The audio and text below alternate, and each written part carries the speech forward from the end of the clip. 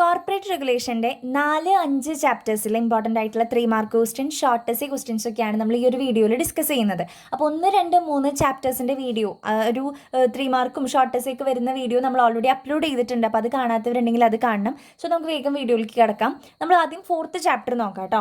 4th ചാപ്റ്ററിൽ നമ്മൾ important ആയിട്ട് പഠിക്കേണ്ടത് ഡയറക്ടർ ആരാന്നും ആളുടെ ക്വാളിഫിക്കേഷൻസും ഡ്യൂട്ടീസും റെസ്പോൺസിബിലിറ്റീസും ഒക്കെയാണ് കേട്ടോ. അപ്പോൾ നമ്മൾ ആദ്യം തന്നെ ആരാണ് ഡയറക്ടർ എന്ന് നമുക്ക് നോക്കാം. ഓക്കെ, അപ്പോൾ ഡയറക്ടർ എന്ന് പറഞ്ഞു കഴിഞ്ഞാൽ the person who is appointed for the management of the company, കമ്പനിയുടെ മാനേജ്മെൻറ്റിന് വേണ്ടിയിട്ട് അപ്പോയിൻറ്റ് ചെയ്ത ഒരാളാണ് നമ്മുടെ ഡയറക്ടർ എന്ന് പറയുന്നത്. അതേപോലെ തന്നെ ബോർഡ് ഓഫ് കമ്പനിയാണ് ആളെ എന്ത് ചെയ്യുന്നത്, അപ്പോയിൻറ്റ് ചെയ്യുന്നത്. ഓക്കെ, അപ്പോൾ നമ്മുടെ കമ്പനിയുടെ മാനേജ്മെൻറ്റിന് വേണ്ടി അപ്പോയിൻറ്റ് ചെയ്ത ആളാണ് ഡയറക്ടർ. ബോർഡ് ഓഫ് കമ്പനിയാണ് അപ്പോയിൻറ്റ് ചെയ്യുന്നത് എന്നുള്ള ഒരു കാര്യങ്ങളൊക്കെ നോക്കാം. ഇനി അതിൽ നെക്സ്റ്റ് പറയുന്നത് ക്വാളിഫിക്കേഷൻസും ഡിസ്ക്വാളിഫിക്കേഷനും ആണ്. അത് ജസ്റ്റ് ഒന്ന് വായിച്ചു പൊക്കോളൂ കേട്ടോ. ക്വാളിഫിക്കേഷൻസ് മെയിനായിട്ട് ഡയറക്ടറിൻ്റെ ഡ്യൂട്ടീസും റെസ്പോൺസിബിലിറ്റീസ് ഒക്കെയാണ് വരാറുള്ളത്. ആളുടെ പവേഴ്സ് പറയാൻ വെച്ചാൽ to make calls on shareholders, to authorise buy back, to issue securities, to borrow monies, to invest the funds of the company, to grant the loans, to approve the financial statement, to diversify the business of the company, to approve the amalgamation. അപ്പോൾ ഇത്തരത്തിലുള്ള points, short പോയിന്റ്സിനെ ആയിട്ട് തന്നെ നിങ്ങൾ പഠിച്ചാൽ മതി. Duties ചോദിച്ചാലും എന്താണ് powers ചോദിച്ചാലൊക്കെ തന്നെ നമുക്കിത് എഴുതാനായിട്ട് പറ്റും. അപ്പം ബൈബാക്ക് ഓതറൈസ് ചെയ്യുന്നതും പിന്നെ സെക്യൂരിറ്റീസ് ഇഷ്യൂ ചെയ്യുന്നതും മണീസ് ബോറോ ചെയ്യുന്നതും കോൾസ് മേക്ക് ചെയ്യുന്നതും ഒക്കെ ഡയറക്ടേഴ്സ് തന്നെയാണ്. ഇനി അതേപോലെ തന്നെ ആളുടെ ഡ്യൂട്ടീസ് സെപ്പറേറ്റ് ചെയ്ത് കൊടുത്തിട്ടുണ്ട്. അപ്പോൾ ഇതിലത്തെ പോയിന്റ്സും കൂടി നമുക്ക് ആഡ് ചെയ്തിട്ട് എഴുതാനായിട്ട് കഴിയും. അപ്പോൾ ഡ്യൂട്ടീസ് ചോദിച്ചു കഴിഞ്ഞാൽ എളുപ്പമുള്ളത് പഠിച്ചു വയ്ക്കുക. To keep register of the mortgage and charges, to keep the register of the members, to purchase and pay for their qualification shares, to see that the application money received from these applicants, to see that all money received from applicants. അത്തരത്തിലുള്ളതാണ് ആളുടെ എന്തായിട്ട് വരുന്നത്, duties ആയിട്ട് വരുന്നത്. അപ്പോൾ director ആരാന്നും ഡ്യൂട്ടീസും പവേഴ്സും ഒക്കെ just ഒന്ന് നിങ്ങൾ മിക്സ് ആക്കിയിട്ട് പഠിച്ചു വയ്ക്കണം. Then legal position of directors ആണ്. 4 രീതിയിലാണ് ഡയറക്ടേഴ്സിൻ്റെ റോള് വരുന്നത്. ഒന്നാമത്തത് directors as agents, directors as trustee, തന്നെ directors as managing partners, directors as employees. ഈ 4 എണ്ണം പഠിച്ചു വയ്ക്കും. ഉള്ളിലത്തെ പോയിന്റ്സ് നിങ്ങൾക്ക് എഴുതിയാലും കുഴപ്പമില്ല കേട്ടോ, നിങ്ങളുടെ ലാംഗ്വേജിൽ എഴുതിയാലും കുഴപ്പമില്ല. മാനേജിംഗ് പാർട്ട്ണറായിട്ട്, എംപ്ലോയീസ് ആയിട്ട്, ഏജൻ്റ് ആയിട്ട്, അതേപോലെ തന്നെ ട്രസ്റ്റീസ് ആയിട്ട്. ഈ 4 എണ്ണമാണ് ഇതിൽ വരുന്നത്.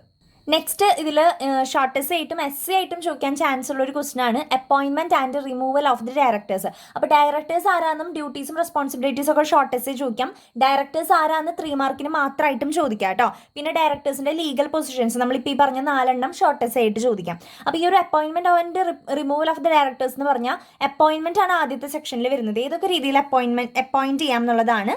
By the article of the company, by the subscribers to the memorandum of association, by the company general meeting, by the board of directors, by third parties, by the principle of proportional representation, by the tribunal. ഈ ഒരു 5 രീതിയിൽ നമുക്ക് appoint ചെയ്യാൻ പറ്റും. ഈ points മാത്രം നിങ്ങൾ പഠിച്ചു വയ്ക്കുക. ഉള്ളിലത്തെ നിങ്ങളുടേതായിട്ടുള്ള ലാംഗ്വേജിൽ എഴുതിയാലും സീനൊന്നുമില്ല. വുമൺ ഡയറക്ടർ, അതായത് ഏതൊരു കമ്പനിയിലും ലിസ്റ്റഡ് കമ്പനീസിലും എല്ലാ പബ്ലിക് കമ്പനീസിലും ഒക്കെ ഒരു woman director, at least woman director ഒരെണ്ണമെങ്കിലും ഉണ്ടായിരിക്കണം എന്നാണ് പറയുന്നത്. ഇനി അതേപോലെ തന്നെ ഇൻഡിപെൻഡന്റ് ഡയറക്ടറിന്റെ കേസ് പറയുന്നുണ്ട്. ഇൻഡിപെൻഡന്റ് ഡയറക്ടർ എന്ന് പറഞ്ഞു കഴിഞ്ഞാൽ every listed public company shall have at least 1/3 of the total number of the directors as independent directors. അതായത് 1/3 ഭാഗം ഒരു ഇൻഡിപെൻഡന്റ് ഡയറക്ടർ ആയിരിക്കണം എന്നാണ് പറയുന്നത്. അവരുടെ റിമൂവലിന്റെ കേസ് പറയാന്ന് വെച്ചാൽ 3 രീതിയിലാണ് റിമൂവ് ചെയ്യാനായിട്ട് പറ്റുക. ബൈ ദ ഷെയർ ഹോൾഡേഴ്സും, ബൈ ദ ട്രിബ്യൂണലും, ബൈ ദ സെൻട്രൽ ഗവൺമെന്റും. 3 രീതിയിലാണ് റിമൂവൽ നടക്കുക കേട്ടോ. അപ്പോൾ റിമൂവലും പഠിച്ചു വയ്ക്കുക, അപ്പോയിൻമെന്റും രണ്ടും കൂടിയായിട്ട് എസ്സേയും ചോദിക്കാം. ചിലപ്പോൾ സെപ്പറേറ്റ് ആയിട്ട് ഷോർട്ട് എസ്സേക്കും സ്കോപ്പ് ഉണ്ട്. റെസിഗ്നേഷൻ ഓഫ് ഡയറക്ടർ എന്ന് പറഞ്ഞു കഴിഞ്ഞാൽ ഇപ്പോൾ നമ്മുടെ കമ്പനിയിൽ ഏതെങ്കിലും റീസൺസ് മൂലം നമ്മുടെ ഡയറക്ടർക്ക് റിസൈൻ ചെയ്ത് പോരാവുന്നതാണ്. റിസൈൻ ചെയ്യുന്നതിന് മുന്നേ കമ്പനിക്കും അല്ലെങ്കിൽ ബോർഡിനോ ഒരു നോട്ടീസ് സമർപ്പിച്ചിട്ടുണ്ടായിരിക്കണം. ആ നോട്ടീസിൽ കറക്റ്റ് റീസണും റിസൈൻ ചെയ്യുന്നതിൻ്റെ റീസണും കാര്യങ്ങളൊക്കെ കൃത്യമായിട്ട് പറഞ്ഞിട്ടുണ്ടായിരിക്കണം. അത് ആക്സെപ്റ്റ് ചെയ്ത് 30 ദിവസത്തിനുള്ളിൽ തന്നെ അതിൻ്റെ ആൻസറും ലഭിക്കുന്നതായിരിക്കും. ഇമെയിൽ വഴിയായിട്ടോ ഏതെങ്കിലും രീതിയിൽ അതിൻ്റെ ആൻസർ ലഭിക്കുന്നതായിരിക്കും. അപ്പോൾ ആ ഒരു നോട്ടീസിൽ കറക്റ്റ് റിസൈൻ ചെയ്യുന്നതിൻ്റെ റീസണൊക്കെ മെൻഷൻ ചെയ്തിട്ടുണ്ടായിരിക്കണം. അതേപോലെ തന്നെ അതിൽ ഇമ്പോർട്ടൻ്റ് ആയിട്ട് വരുന്നതാണ് ഡിൻ. അത് ചിലപ്പോൾ 3 മാർക്കിന് ചോദിച്ചാൽ വെച്ചേക്കാം കേട്ടോ. DIN എന്ന് പറഞ്ഞു കഴിഞ്ഞാൽ full form director identification number എന്നാണ് ഫുൾ ഫോം നിങ്ങൾ പഠിച്ചു വയ്ക്കുക. അതായത് DIN എന്ന് പറയുന്നത് ഒരു 8 ഡിജിറ്റ് ഉള്ള ഒരു യുണീക്ക് നമ്പറാണ് DIN എന്ന് പറയുന്നത്. 8 ഡിജിറ്റ് ഉണ്ടായിരിക്കും. അതൊരു ഐഡൻറ്റിഫിക്കേഷൻ നമ്പറാണ് കേട്ടോ. 8 ഡിജിറ്റ് ഉള്ള യുണീക്ക് ആയിട്ടുള്ള ഒരു ഐഡൻറ്റിഫിക്കേഷൻ നമ്പറാണ് DIN എന്ന് പറയുന്നത്. അതിന് ലൈഫ് ടൈം വാലിഡിറ്റി ഉണ്ടായിരിക്കും. ടെക്സ്റ്റിൽ ആ പോയിന്റ്സ് ഇല്ല, ഇത് സിമ്പിൾ ആയിട്ടുള്ള പോയിന്റ്സ് ഞാൻ പറയുന്നതാണ് കേട്ടോ. 8 ഡിജിറ്റ് ഉള്ള ഒരു യുണീക്ക് ഐഡൻറ്റിഫിക്കേഷൻ നമ്പറാണ്. ലൈഫ് ടൈം വാലിഡിറ്റി ആ നമ്പറിന് ഉണ്ടായിരിക്കും. അതേപോലെ തന്നെ ആ ഒരു DIN നമ്പറിൽ ആ ഒരു ഡയറക്ടർ ആണെങ്കിൽ ഡയറക്ടറുടെ ഫുൾ ഡീറ്റെയിൽസ് ആ ഒരു നമ്പറിലൂടെ നമുക്ക് ക്യാച്ച് ചെയ്യാനായിട്ട് പറ്റും. ഇനി ഒരു ഡയറക്ടർക്ക് ഒരു DIN നമ്പറേ നമുക്ക് കൊടുക്കാനായിട്ട് പറ്റുള്ളൂ. അപ്പോൾ ആളുടെ ഫുൾ ഡീറ്റെയിൽസ് ഇപ്പോൾ നമ്മുടെ ആധാർ നമ്പർ അടിച്ചു കൊടുത്താൽ അതിൽ നിന്ന് നമുക്ക് നമ്മുടെ ഫുൾ ഡീറ്റെയിൽസ് ക്യാച്ച് ചെയ്യാൻ പറ്റില്ലേ? അതേ തന്നെ ഓരോ ഡയറക്ടേഴ്സിനും സെപ്പറേറ്റ് DIN നമ്പർ ഉണ്ടായിരിക്കും. ഓക്കെ, അതാണ് DIN, ഡയറക്ടർ ഐഡൻറ്റിഫിക്കേഷൻ നമ്പർ എന്ന് പറയുന്നത്. നെക്സ്റ്റ്, കമ്പനിയുടെ കീ മാനേജീരിയൽ പേഴ്സണൽ എന്നറിയപ്പെടുന്നത് ആരൊക്കെയാണെന്നാണ്. The chief executive officer, the company secretary, the all time director, chief financial officers, ഇവരൊക്കെയാണ് കീ മാനേജീരിയൽ പേഴ്സണൽ എന്നറിയപ്പെടുന്നത് കേട്ടോ. ചിലപ്പോൾ 3 മാർക്കിന് ഞാൻ ചോദിക്കാം, ജസ്റ്റ് നിങ്ങളൊന്ന് നോട്ട് ചെയ്ത് വെക്കുക. ഇനി അതേപോലെ നെക്സ്റ്റ് വരുന്നതാണ് മാനേജിംഗ് ഡയറക്ടർ ആരാന്നുള്ളൊരു കാര്യം. അപ്പോൾ മാനേജിംഗ് ഡയറക്ടറിൻ്റെ സിമ്പിൾ ലൈൻസ് ഇവിടെ കൊടുത്തിട്ടുണ്ട്. മാനേജിംഗ് ഡയറക്ടർ എന്ന് പറയുന്നത് he's A full time executive of the company. Managing director എന്ന് പറഞ്ഞാൽ ഫുൾ ടൈം നമ്മുടെ കമ്പനിയിൽ എക്സിക്യൂഷനൊക്കെ നടത്തി പോകുന്ന ഒരാളാണ്. He is also considered to the chief executive. Chief executive ആയിട്ടും നമ്മുടെ ആര് കൺസിഡർ ചെയ്യാറുണ്ട്? മാനേജിംഗ് ഡയറക്ടറിനെ കൺസിഡർ ചെയ്യാറുണ്ട്. അതേപോലെ തന്നെ അപ്പോൾ ഈ ഓരോരുത്തരെയാണ് നമ്മൾ പറയുന്നത്, കീ മാനേജറിയൽ പേഴ്സൺസിനെയാണ് പറയുന്നത്. അപ്പോൾ ചീഫ് എക്സിക്യൂട്ടീവ് എന്ന് അറിയപ്പെടുന്നത് മാനേജിംഗ് ഡയറക്ടറിനെ തന്നെയാണ് കേട്ടോ. അതേപോലെ തന്നെ ആളുടെ റൈറ്റ്സ് ആൻഡ് ഡ്യൂട്ടീസ് എന്ന് പറയുന്നത് ആൾ അവിടുത്തെ സീനിയർ മാനേജർ ആയിരിക്കും. അതേപോലെ തന്നെ he's in the leadership role for an ഓർഗനൈസേഷനിൽ ലീഡർഷിപ്പ് റോൾ വഹിക്കുന്ന ആളാണ്. അതേപോലെ തന്നെ one as a director and other as a chief executive of a company. അതായത് ആള് 2 ടൈപ്സ് ഓഫ് ഡ്യൂട്ടീസ് ആണ് ഫുൾഫിൽ ചെയ്യുന്നത്. ഒന്ന് ഡയറക്ടർ ആയിരിക്കും, മറ്റൊന്ന് chief executive of a company ആയിരിക്കും. 2 ഡ്യൂട്ടീസ് ആയിട്ട് ആൾ എന്ത് ചെയ്യുന്നുണ്ട്? പെർഫോം ചെയ്യുന്നുണ്ട് കേട്ടോ. അപ്പോൾ ഒരു കമ്പനിയിലെ സീനിയർ മാനേജറാണ്, full time executive of the കമ്പനിയാണ്. പിന്നെ അതാണ് നമ്മുടെ ചീഫ് എക്സിക്യൂട്ടീവ് ഓഫീസർ അല്ലെങ്കിൽ മാനേജിംഗ് ഡയറക്ടർ എന്ന് പറയുന്നത്. രണ്ടാമത് വരുന്നത് ഓൾ ടൈം ഡയറക്ടർ ആണ്. All time director means the person in the all time employment of the company. കമ്പനിയിൽ ഫുൾ ടൈം എംപ്ലോയ്മെന്റ് ചെയ്യുന്ന ഒരാളാണ് ഓൾ ടൈം ഡയറക്ടർ എന്ന് പറയുന്നത്. ഓക്കെ, ഇനി നെക്സ്റ്റ് മാനേജിംഗ് ഡയറക്ടറും ഓൾ ടൈം ഡയറക്ടറും തമ്മിലുള്ള ഡിഫറൻസ് വരുന്നുണ്ട്. മാനേജിംഗ് ഡയറക്ടർ എന്ന് വെച്ച് കഴിഞ്ഞാൽ എല്ലാ പവേഴ്സും, മാനേജ്മെന്റിന്റെ എല്ലാ പവേഴ്സും ആളുടെ കയ്യിലായിരിക്കും. പക്ഷെ ഓൾ ടൈം ഡയറക്ടർ എന്ന് പറഞ്ഞാൽ അവിടുത്തെ ഒരു എംപ്ലോയി മാത്രമാണ് കേട്ടോ. അതേപോലെ തന്നെ മാനേജിംഗ് ഡയറക്ടർക്ക് മറ്റ് കമ്പനിയിലെ കാര്യങ്ങൾ വേണമെങ്കിൽ മാനേജ് ചെയ്യാം. പക്ഷേ ഓൾ ടൈം മാനേജർ ആളൊരു എംപ്ലോയി ആണല്ലേ, അപ്പോൾ ഒരു വേറെ കമ്പനിയിലത്തെ കാര്യങ്ങൾ ആൾക്ക് അന്വേഷിക്കാൻ പറ്റില്ല. പിന്നെ ഒരു കമ്പനിയിൽ അറ്റ് എ ടൈം ഒരു മാനേജിങ് ഡയറക്ടറും അതേപോലെ തന്നെ ആരും പറ്റില്ല, മാനേജറും പറ്റില്ല. പക്ഷേ മാനേജിങ് ഡയറക്ടറും ഓൾ ടൈം ഡയറക്ടറും ഒരു കമ്പനിയിൽ അറ്റ് എ ടൈം പറ്റും. നെക്സ്റ്റ് അതിൽ ഇമ്പോർട്ടൻ്റ് ആയിട്ട് വരുന്നത് കോർപ്പറേറ്റ് ഗവേണൻസ് എന്നുള്ളൊരു ടേമാണ് കേട്ടോ. ഷോർട്ടസ്റ്റ് ആയിട്ടും 3 മാർക്കിനും ചോദിക്കാൻ ചാൻസ് ഉള്ളതാണ് കോർപ്പറേറ്റ് ഗവേണൻസ്. കോർപ്പറേറ്റ് ഗവേണൻസ് എന്ന് പറഞ്ഞു കഴിഞ്ഞാൽ set of system, principles and processes by which a company is governed. അതായത് ആ ഒരു കമ്പനി ഗവേൺ ചെയ്യേണ്ട സെറ്റ് ഓഫ് പ്രിൻസിപ്പിൾസ് അല്ലെങ്കിൽ പ്രോസസ്സസ്, സിസ്റ്റത്തിനെയാണ് നമ്മൾ കോർപ്പറേറ്റ് ഗവേണൻസ് എന്ന് പറയുക. ആ ഒരു കമ്പനി ഫോളോ ചെയ്യേണ്ട റൂൾസ് എന്നൊക്കെ പറയില്ലേ, അതേപോലെ ആ കമ്പനി ഫോളോ ചെയ്യേണ്ട, ഗവേൺ ചെയ്യേണ്ട പ്രിൻസിപ്പിൾസും സെറ്റ് ഓഫ് സിസ്റ്റത്തിനെയും പ്രോസസ്സിനെയാണ് നമ്മൾ കോർപ്പറേറ്റ് ഗവേണൻസ് എന്ന് പറയുന്നത്. കോർപ്പറേറ്റ് ഗവേണൻസിന്റെ നീഡ് ആൻഡ് ഇമ്പോർട്ടൻസും അതിന്റെ പ്രിൻസിപ്പിൾസും വളരെ ഇമ്പോർട്ടൻ്റ് ആണ്. പ്രിൻസിപ്പിൾസ് വരുന്നത് ഫെയർനെസ്, റെസ്പോൺസിബിലിറ്റി, ട്രാൻസ്പെറൻസി, അക്കൗണ്ടബിലിറ്റി ആണ് കോർപ്പറേറ്റ് ഗവേണൻസിന്റെ പ്രിൻസിപ്പിൾ ആയിട്ട് വരുന്നത്. ഇത് 4 നിർബന്ധമായിട്ടും പഠിക്കുക. പിന്നെ അതിന്റെ നീഡ് ആൻഡ് ഇമ്പോർട്ടൻസ് ഉണ്ട് കേട്ടോ. ഗ്രോയിങ് നമ്പർ ഓഫ് സ്കാംസ്, പിന്നെ social responsibility, globalisation, SEBI rules, take over and mergers, അതിൻ്റെ നീഡ് ആൻഡ് ഇമ്പോർട്ടൻസ്. അപ്പോൾ corporate governance and their need and importance എന്ന് പറഞ്ഞിട്ട് ക്വസ്റ്റ്യൻ വരാം, അല്ലെങ്കിൽ അതിൻ്റെ പ്രിൻസിപ്പിൾസും ചോദിക്കാം. നെക്സ്റ്റ് റിപ്പീറ്റഡ് ആയിട്ട് ചോദിക്കുന്ന ഒരു ക്വസ്റ്റ്യൻ ആണ് CSR എന്താണ്, കോർപ്പറേറ്റ് സോഷ്യൽ റെസ്പോൺസിബിലിറ്റി എന്ന് പറഞ്ഞാൽ എന്താണെന്നാണ് ചോദിച്ചിരിക്കുന്നത്. അതായത് ആ ഒരു കമ്പനി നമ്മുടെ സമൂഹത്തിൽ നിന്ന് റോ മെറ്റീരിയൽസും എംപ്ലോയീസിനും ഒക്കെ എടുക്കുന്നുണ്ട് അല്ലേ, കമ്പനിക്ക് ആവശ്യമായിട്ട്. അപ്പോൾ റിട്ടേൺ ആയിട്ട് എന്തെങ്കിലും തിരിച്ചു കൊടുക്കണ്ടേ? അതിനുവേണ്ടി കുറച്ച് സോഷ്യൽ ആക്ടിവിറ്റീസും അതേപോലെ തന്നെ ചാരിറ്റി ആക്ടിവിറ്റീസും സോഷ്യൽ ഡെവലപ്മെൻറ്റിന് വേണ്ടിയിട്ടുള്ള ക്യാഷ് ആയിട്ടോ അങ്ങനെ സോഷ്യൽ ഡെവലപ്മെൻറ്റിന് വേണ്ടി എന്തെങ്കിലും കാര്യങ്ങൾ ചെയ്യണം. അത് നിർബന്ധമായിട്ടുള്ളൊരു കാര്യമാണ്. അപ്പോൾ അതാണ് കോർപ്പറേറ്റ് സോഷ്യൽ റെസ്പോൺസിബിലിറ്റി എന്ന് പറയുന്നത്. അപ്പോൾ ഇതുവഴി നമ്മുടെ എക്കണോമിക് ഡെവലപ്മെൻറ്റ് ഉണ്ടാവുന്നുണ്ട്. അതേപോലെ തന്നെ ക്വാണ്ടിറ്റി ഓഫ് ലൈഫ് ഇംപ്രൂവ് ചെയ്യുന്നുണ്ട്. Life of the work force അല്ലേ, അവരുടെ ഫാമിലീസിൻ്റെയും വർക്ക് ഫോഴ്സിൻ്റെയും ഒക്കെ ക്വാളിറ്റി ഓഫ് ലൈഫ് ഇംപ്രൂവ് ചെയ്യാനായിട്ട് സഹായിക്കുന്നുണ്ട്. നെക്സ്റ്റ് ഇമ്പോർട്ടൻ്റ് ആയിട്ടുള്ളത് സെബി ആണ്, securities and exchange board of India. Okay, അത് നിലവിൽ വരുന്നത് 1992 ആക്ടിലാണ് കേട്ടോ. പക്ഷേ സെറ്റപ്പ് ചെയ്യുന്നത് 1988 അതിൽ 9 മെമ്പേഴ്സ് ആയിരിക്കും ഉണ്ടായിരിക്കുക. ഒരു ചെയർമാൻ ഉണ്ടായിരിക്കും, 2 ഓഫീസേഴ്സ് ഉണ്ടായിരിക്കും. നമ്മുടെ യൂണിറ്റ് ഫിനാൻസിൽ നിന്നുള്ള 2 ഓഫീസേഴ്സ് ഉണ്ടായിരിക്കും, ഒരു RBI എന്നുള്ളൊരു ഓഫീസറും ഉണ്ടായിരിക്കും. ഓക്കെ, ഇതെന്താണ് ചെയ്യണതെന്ന് വെച്ച് കഴിഞ്ഞാൽ to promote the development of the security മാർക്കറ്റുമായിട്ട് റിലേറ്റഡ് ആയിട്ടുള്ള എല്ലാ കാര്യങ്ങളും എന്ത് ചെയ്യുക, പ്രൊമോട്ട് ചെയ്യുക, മാനേജ് ചെയ്യുക, അവർക്ക് വേണ്ട റൂൾസ് കാര്യങ്ങൾ കൊടുക്കുക, ഇൻവെസ്റ്റേഴ്സിനെ പ്രൊട്ടക്ട് ചെയ്യുക, അല്ലെ, to protect the investors in securities, അവരുടെ സെക്യൂരിറ്റീസിൻ്റെ കാര്യങ്ങൾ, ഇൻവെസ്റ്റേഴ്സിൻ്റെ കാര്യങ്ങൾ, അങ്ങനെയുള്ള ആ ഒരു നമ്മുടെ ആ ഒരു ഷെയർ ക്യാപിറ്റലുമായിട്ട് അല്ലെങ്കിൽ ആ ഒരു സെക്യൂരിറ്റീസ് മാർക്കറ്റുമായിട്ട് റിലേറ്റഡ് ആയിട്ടുള്ള കാര്യങ്ങളാണ് മാനേജ് ചെയ്യുന്നത് സെബി. ഓക്കെ, അപ്പോൾ സെബി ചോദിച്ചു കഴിഞ്ഞാൽ ഷെയർസിൻ്റെ കാര്യം, സെക്യൂരിറ്റീസിൻ്റെ കാര്യം, ഇൻവെസ്റ്റേഴ്സിൻ്റെ കാര്യം, സെക്യൂരിറ്റി മാർക്കറ്റിൻ്റെ ഡെവലപ്മെൻറ്റ്, അതെല്ലാ കാര്യങ്ങളും എഴുതുക, ഇയർ എഴുതുക, അതിലെ മെമ്പേഴ്സ് 9 മെമ്പേഴ്സ് മൊത്തം ഉണ്ടായിരിക്കും, ഒരു chairman, 2 officers from the unit finance, ഒരു RBI ഓഫീസർ, ബാക്കി നോർമൽ മെമ്പേഴ്സും, അങ്ങനെയായിട്ട് കേട്ടോ. പിന്നെ അതിൻ്റെ റീസൺസ് ഉണ്ട്, RBI ഫോം ചെയ്യാനുള്ള റീസൺസ്. നെക്സ്റ്റ് ഇമ്പോർട്ടൻ്റ് ആയിട്ട് വരുന്നത് സാറ്റ് ആണ്, സെക്യൂരിറ്റീസ് അപ്പലറ്റ് ട്രിബ്യൂണൽ. അപ്പോൾ സാറ്റിനായിരിക്കും ചിലപ്പോൾ എക്സാമിന് ചോദിക്കുക, അപ്പോൾ അതിൻ്റെ ഫുൾ ഫോം പഠിക്കണം, സെബിയുടെ ഫുൾ ഫോം പഠിക്കണം. അതേപോലെ തന്നെ ഈ ഒരു സാറ്റിൽ പറയുന്ന കാര്യം എന്താണെന്ന് വെച്ചാൽ 1995 ഈ ഒരു സാറ്റ് നിലവിൽ വരുന്നത്. സെൻട്രൽ ഗവൺമെൻറ് ഇഷ്യൂ ചെയ്തതാണ്. അതിൻ്റെ ഹെഡ് ഓഫീസ് വരുന്നത് മുംബൈയിലാണ്. പിന്നെ അതേപോലെ തന്നെ സെബി പാസ് ചെയ്ത ഓർഡേഴ്സ്, അതിലെന്തെങ്കിലും അപ്പീൽസ് ഉണ്ടെങ്കിൽ അതൊക്കെ കേൾക്കാനായിട്ട് തയ്യാറായിട്ടിരിക്കുന്നതാണ് നമ്മുടെ സാറ്റ് എന്ന് പറയുന്നത്. Have the power to regulate its own procedures, അവരുടെ പ്രൊസീജിയേഴ്സ് റെഗുലേറ്റ് ചെയ്യാനായിട്ടുള്ള പവർ അവർക്കുണ്ട്. അപ്പോൾ സെബിയുടെ അപ്പീൽസ് കാര്യങ്ങളൊക്കെ കേൾക്കുകയും അത് ഡിസ്പോസ് ചെയ്യുകയാണ് ഈ ഒരു സാറ്റിൻ്റെ മെയിൻ ആയിട്ടുള്ള ഒരു ഫംഗ്ഷൻ എന്ന് പറയുന്നത്. പിന്നെ സെൻട്രൽ ഗവൺമെൻറ് ഇഷ്യൂ ചെയ്തതാണ്, മുംബൈയിലാണെന്നൊക്കെ ഉള്ള ഒരു കാര്യം നോട്ട് ചെയ്യുക. അപ്പോൾ ഈ ഒരു സാറ്റ് ചോദിക്കുമ്പോൾ നിങ്ങൾ ഫസ്റ്റ് ഒരു കുഞ്ഞ് പാരഗ്രാഫ് സെബിയുടെ എഴുതിക്കോ. സെബി എന്താണെന്ന് എഴുതുക, സെബീൻ്റെ ഫംഗ്ഷനൊക്കെ പ്രൊട്ടക്ട് ചെയ്യാനും അവരുടെ ഫണ്ട് പ്രൊട്ടക്ട് ചെയ്യാനും ഒക്കെ വേണ്ടിയിട്ടുള്ളതാണ് സെബി എന്ന് പറഞ്ഞിട്ട് ഒരു പാരഗ്രാഫ് എഴുതുക. അതിനുശേഷം സെബിയുടെ കീഴിലുള്ള അപ്പീൽസ് കേൾക്കാനായിട്ട് നിലവിൽ വന്ന ആക്റ്റാണ് ഈ ഒരു സെക്യൂരിറ്റീസ് അപ്പലറ്റ് ട്രിബ്യൂണൽ എന്ന് പറഞ്ഞിട്ട് നെക്സ്റ്റ് പാരഗ്രാഫ് എഴുതാം കേട്ടോ. 5ാമത്തെ ചാപ്റ്ററിൽ നമ്മൾ കമ്പനി മീറ്റിംഗ്സിൻ്റെ ചാപ്റ്ററാണ്. അപ്പോൾ നമ്മൾ എന്താണ് കമ്പനി മീറ്റിംഗ് എന്ന് ആദ്യം തന്നെ പഠിച്ചു വെച്ചിരിക്കണം. Meetings of the share holders of the directors or the debentures or the contributories. കമ്പനിയിലെ ഡയറക്ടേഴ്സിൻ്റെയോ ഡിബഞ്ചേഴ്സിൻ്റെയോ കോൺട്രിബ്യൂട്ടറീസിൻ്റെയോ മീറ്റിങ്ങിനെയാണ് നമ്മൾ എന്തെന്ന് പറയുക, കമ്പനി മീറ്റിംഗ് എന്ന് പറയാം. ഓക്കെ, കമ്പനി മീറ്റിംഗിൻ്റെ ക്യാരക്ടറിസ്റ്റിക്സ് ഉണ്ട്. നോട്ടീസ് വേണം എന്തായാലും, അതേപോലെ തന്നെ ഒരു particular place, date, time mention ചെയ്തിട്ടുണ്ടായിരിക്കണം.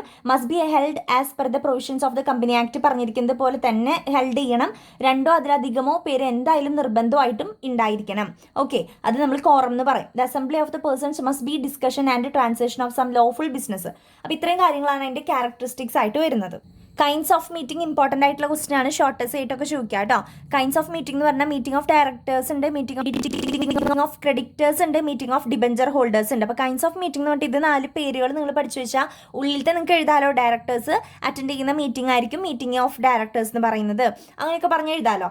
Next 3 മാർക്കിന് ചോദിക്കാൻ ചാൻസ് ഉള്ളതാണ് എന്താണ് അജണ്ട എന്ന് ചോദിക്കും. അജണ്ട എന്ന് പറഞ്ഞാൽ agenda means things to be done, ചെയ്യേണ്ട കാര്യങ്ങളെക്കുറിച്ച് പറയുന്ന ഒരു ഫോമാണ് അജണ്ട എന്ന് പറയുന്നത്. ഇപ്പോൾ ഒരു മീറ്റിംഗ് ആണെന്ന് വെച്ചാൽ ആ മീറ്റിങ്ങിൽ നമ്മൾ ആദ്യം തന്നെ അജണ്ട തയ്യാറാക്കും. അതിൽ നമ്മൾ ചെയ്യാൻ പോകുന്ന കാര്യങ്ങൾ അല്ലെങ്കിൽ പറയാൻ പോകുന്ന കാര്യങ്ങളെക്കുറിച്ചൊരു ഡീറ്റെയിൽഡ് ഫോം നമ്മൾ തയ്യാറാക്കും. അതാണ് അജണ്ട എന്ന് പറയുന്നത്. അപ്പോൾ ഇത് നോക്കിയിട്ട് വേണമെങ്കിൽ ഡയറക്ടേഴ്സിനൊക്കെ പ്രിപ്പയർ ചെയ്തിട്ട് വരാം. ഓക്കെ, അപ്പോൾ അതാണ് അജണ്ട.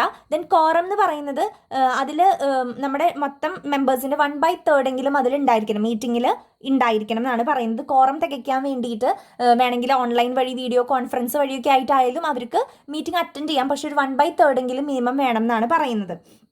അതേപോലെ തന്നെ chairperson, every meeting of the board must have a chairperson to preside over it. അധ്യക്ഷനായിട്ട് ഒരു ചെയർപേഴ്സൺ എല്ലാ മീറ്റിങ്ങിലും നിർബന്ധമായിട്ടും വേണമെന്നാണ് പറയുന്നത്.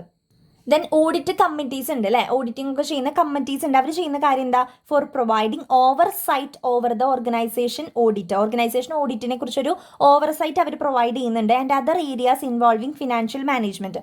ഓഡിറ്റിംഗ് അവർ ഫിനാൻഷ്യലായിട്ട് റിലേറ്റഡ് ആയിട്ടാണല്ലോ ചെയ്യുക. അപ്പോൾ ഫിനാൻഷ്യൽ മാനേജ്മെന്റ് ഇൻവോൾവ് ചെയ്യുന്ന എല്ലാ ഏരിയാസിനെ കുറിച്ചിട്ടും അവരൊരു ഓവർ സൈറ്റ് കൊടുക്കുന്നുണ്ട്. ഓക്കെ, അപ്പോൾ അവർ കൊടുക്കുന്നത് എന്താ, ഫിനാൻഷ്യൽ മാനേജ്മെന്റുമായിട്ട് റിലേറ്റഡ് ആയിട്ടുള്ള ഒരു ഓവർ സൈറ്റും പിന്നെ ആ ഒരു ഓർഗനൈസേഷൻ്റെ ഓഡിറ്റ് ബന്ധമായിട്ടുള്ള കാര്യങ്ങളും അവർ എന്ത് ചെയ്യുന്നുണ്ട്, പ്രൊവൈഡ് ചെയ്യുന്നുണ്ട്. ഓഡിറ്റ് കമ്മിറ്റീസ് കേട്ടോ. എന്താണ് സ്റ്റാറ്റ്യൂട്ടറി മീറ്റിംഗ് എന്ന് ചോദിച്ചേക്കാം. It is the first meeting of the share holders of the public company. Public കമ്പനിയുടെ ഷെയർ ഹോൾഡേഴ്സിൻ്റെ ഫസ്റ്റ് മീറ്റിംഗ് ആണ് സ്റ്റാറ്റ്യൂട്ടറി മീറ്റിംഗ് എന്ന് പറയുന്നത്. Share capital and is held once in the lifetime of the company.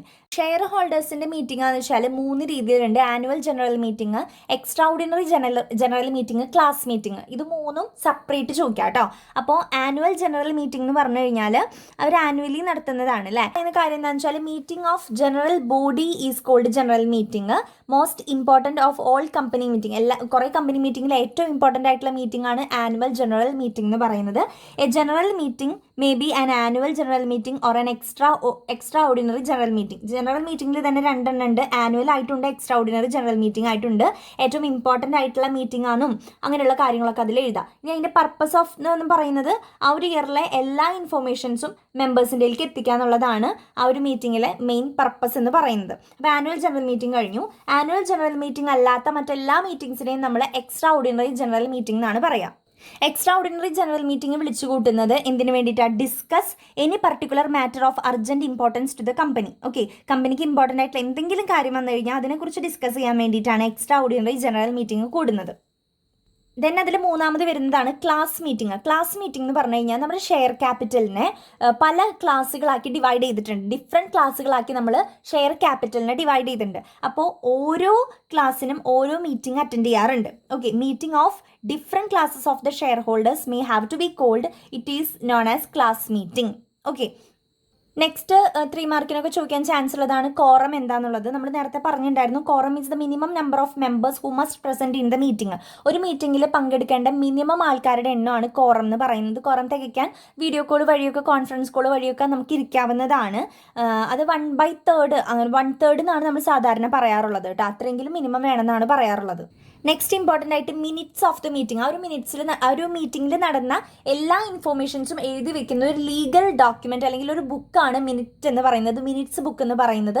Previous മീറ്റിങ്ങിലെ എല്ലാ കാര്യങ്ങളും അതിലുണ്ടായിരിക്കും. So നമുക്കത് തമ്മിൽ കമ്പയർ ചെയ്ത് നോക്കാനായിട്ട് പറ്റും. ഇതിൽ നമുക്ക് ഒപ്പീനിയൻസും എല്ലാ ഡിസിഷൻസും നമുക്കിതിൽ എഴുതി ചേർത്ത് വെക്കാവുന്നതാണ്. അപ്പോൾ മിനിറ്റ്സ് എന്ന് പറയുന്നത് എപ്പോഴും ഒരു ലീഗലായിട്ടുള്ളൊരു ഡോക്യുമെൻ്റ് ആണ് കേട്ടോ. നെക്സ്റ്റ് വോട്ടിംഗ് എന്ന് പറഞ്ഞു കഴിഞ്ഞാൽ ഒരു പ്രോസസ്സാണ്. നമ്മുടെ പുതിയ മെമ്പേഴ്സിനെ തിരഞ്ഞെടുക്കാനുള്ള പ്രോസസ്സാണ്. ജനറൽ മീറ്റിങ്ങിലാണ് സാധാരണ ഇത് നടത്താറുള്ളത്. നമ്മുടെ പേര്, അതായത് every member whose name appears in the register of the members has the right to vote at general meeting. നമ്മുടെ രജിസ്റ്ററിൽ പേരുള്ള എല്ലാവർക്കും വോട്ട് ചെയ്യാനുള്ള അവകാശം ഉണ്ടെന്നാണ് പറയുന്നത്. ഓർഡിനറി റെസൊല്യൂഷനും സ്പെഷ്യൽ റെസൊല്യൂഷനും തമ്മിലുള്ള ഡിഫറൻസ് ഷോർട്ട് എസ്സേ ആയിട്ട് ചോദിച്ചേക്കാം. ഇനി ഇതിൽ മെയിനായിട്ട് വരുന്നത് കമ്പനി സെക്രട്ടറി ആരാന്ന് ചോദിച്ചേക്കാം കേട്ടോ. കമ്പനി സെക്രട്ടറി എന്ന് പറഞ്ഞു കഴിഞ്ഞാൽ കമ്പനിയുടെ എല്ലാ നിയമങ്ങളും അതേപോലെ തന്നെ ഡയറക്ടർ ബോർഡ് നിർദ്ദേശിച്ചിരിക്കുന്ന എല്ലാ കാര്യങ്ങളും നോക്കി നടത്തുന്ന ഒരു റെസ്പോൺസിബിൾ ആയിട്ടുള്ള പേഴ്സൺ ആണ്, അല്ലെങ്കിൽ പ്രിൻസിപ്പൾ ആണ് കമ്പനി സെക്രട്ടറി എന്ന് പറയുന്നത്. Okay, the company secretary is a principal officer responsible for secretarial and management of the business as per the policy and instructions laid down by the Companies Act and the board of directors. അപ്പോൾ board of ഡയറക്ടേഴ്സിലും Companies ആക്ടിലും പറഞ്ഞിരിക്കുന്ന ഇൻസ്ട്രക്ഷൻസും പോളിസീസും ഒക്കെ കൃത്യമായിട്ട് നോക്കി നടത്താനായിട്ട് responsible ആയിട്ടുള്ള ഒരു പ്രിൻസിപ്പിളാണ് നമ്മുടെ കമ്പനി സെക്രട്ടറി എന്ന് പറയുന്നത്. ഇപ്പോൾ ഈ ഒരു 4-5 ചാപ്റ്റേഴ്സിലായിട്ട് നമ്മൾ ഡയറക്ടർ ആരാണ്, ആളുടെ duties, responsibilities, legal position of directors, appointment and removal of directors, woman director ആരാണ്, ഇൻഡിപെൻഡൻ്റ് ആരാണ്, then resignation of directors, key managerial persons ആരൊക്കെയാണ്, പിന്നെ മാനേജിംഗ് ഡയറക്ടറും ഓൾ ടൈം ഡയറക്ടറും അത് തമ്മിലുള്ള ഡിഫറൻസും പഠിക്കണം, കോർപ്പറേറ്റ് ഗവർണൻസും അതിൻ്റെ നീഡും, ദെൻ സെബി അതിൻ്റെ ഫംഗ്ഷൻസും, എന്താണ് സാറ്റ് ഫുൾ ഫോം നിർബന്ധമായിട്ടും പഠിക്കണം, ദെൻ കമ്പനി മീറ്റിംഗ്സും അതിൻ്റെ ക്യാരക്ടറിസ്റ്റിക്സും, kinds of company meeting, agenda എന്താണ്, കോറം എന്ന് പറഞ്ഞാൽ എന്താണ്, ചെയർപേഴ്സൺ ആരാണ്, സ്റ്റാറ്റ്യൂട്ടറി മീറ്റിംഗ് എന്ന് പറഞ്ഞാൽ എന്താണ്, ഷെയർ ഹോൾഡേഴ്സ് മീറ്റിംഗ് എന്ന് പറഞ്ഞാൽ എന്താണ്, ഓർഡിനറി ആൻഡ് സ്പെഷ്യൽ റെസൊല്യൂഷൻ എന്ന് പറഞ്ഞാൽ എന്താണ്, അത് തമ്മിലുള്ള ഡിഫറൻസ്. ഇത്രയാണ് ഇതിൽ മെയിൻ ആയിട്ട് വരുന്നത് കേട്ടോ. സോ ഇതാണ് 4th 5th ചാപ്റ്റേഴ്സ്.